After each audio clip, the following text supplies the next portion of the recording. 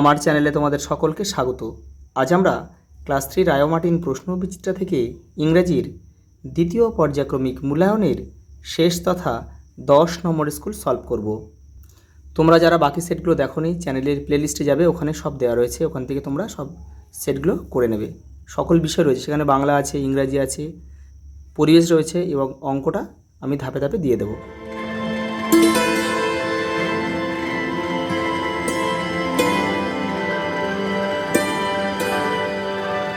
দেখো, প্রথম প্রশ্ন রয়েছে, write the first 4 lines of poem incy wincy spider.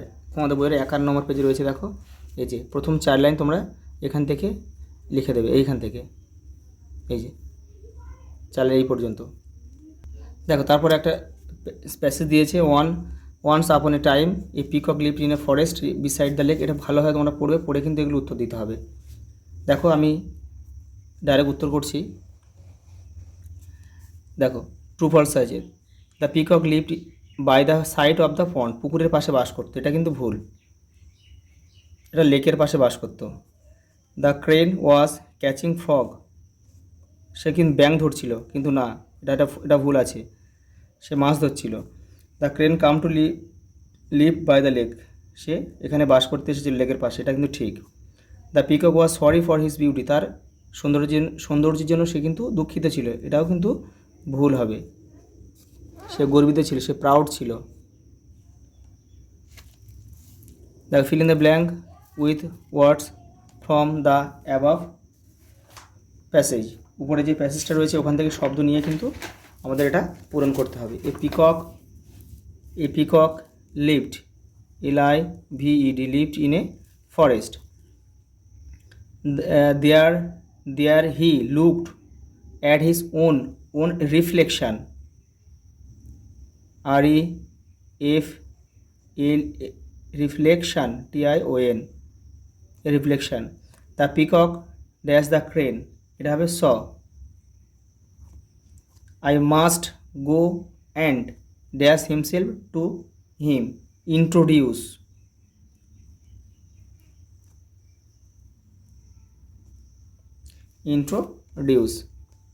পরে দেখো,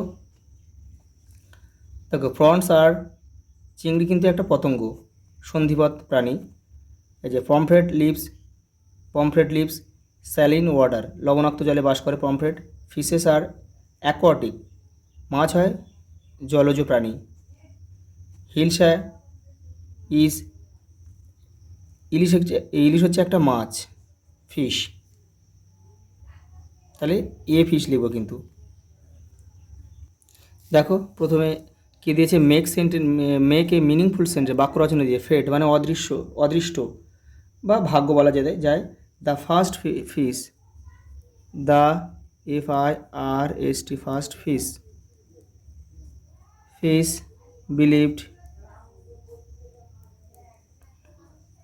বিলিভড ইন ফেট। পরে দেখো, অ্যাকোয়াটিক, জলজ, fishes are aquatic animals. Overheard আছে কি, ওভারহার্ড, এটা ডি হবে, এটা I ওভারহার্ড মানে শোনা, মাই ফ্রেন্ডস টকিং, বন্ধুদের মধ্যে কথাবার্তা আমি শুনেছিলাম। দেখো, how did the intelligent fish save himself, সে নিজেকে কীভাবে বাঁচিয়েছিল। দ্য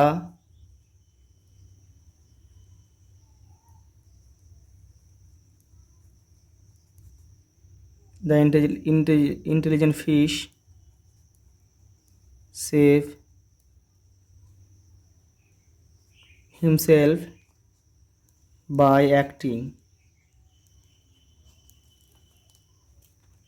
সে অভিনয় করে কিন্তু সে বেঁচেছিল। Which are the 3 main part of prawn's body, the head, the thorax and the abdomen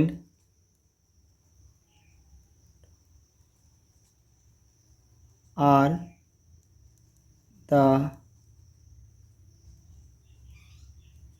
three main part of the front's body.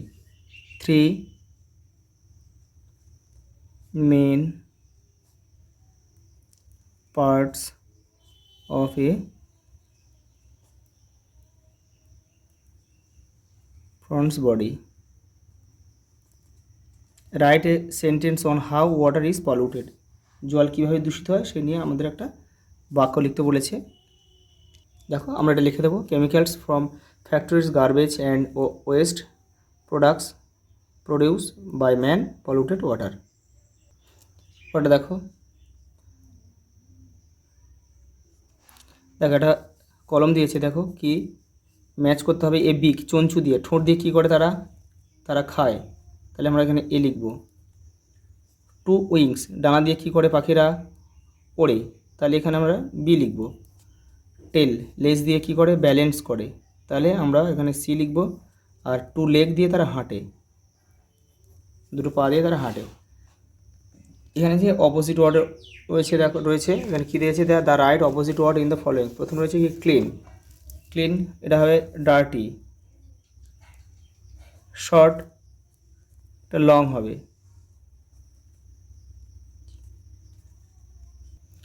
এটা আমরা কিন্তু টলও লিখতে পারি। ডার্ক লাইট অন্ধকার আলো, ডাই মৃত, অ্যালাইভ মানে জীবিত, LIVE। ওটা দেখো fill in the blank by choosing the correct forms of the doing words. We দেখো এখানে দেখো ওটা বহুবচন রয়েছে, তাহলে সি হয়ে যাবে।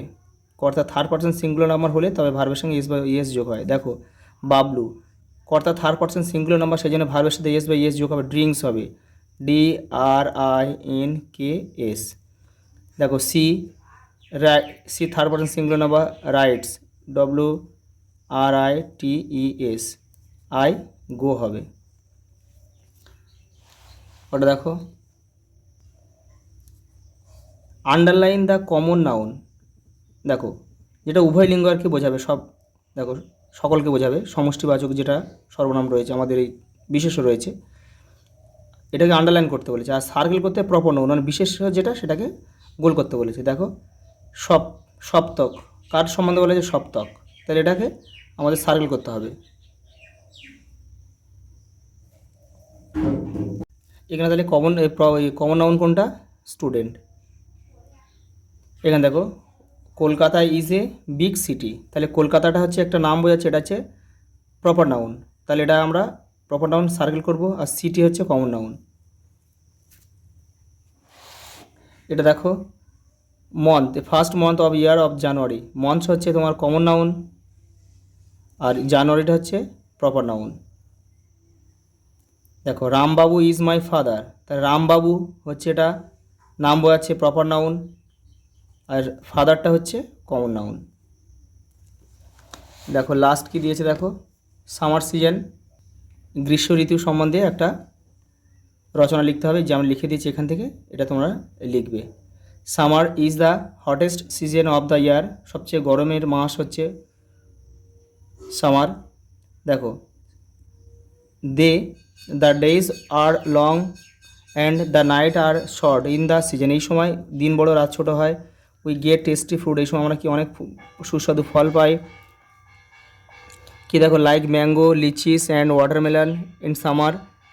We wear light cotton cloth to stay cool, আমরা সেই সময় কি হালকা সুতির জামা কাপড় পরি। Children love this season because they get summer vacation, এই সময় তারা খুব ভালোবাসে, কারণ কি তাদের গরমের ছুটি চলে। আজ এই পর্যন্ত, দেখা হবে পরের ভিডিওতে।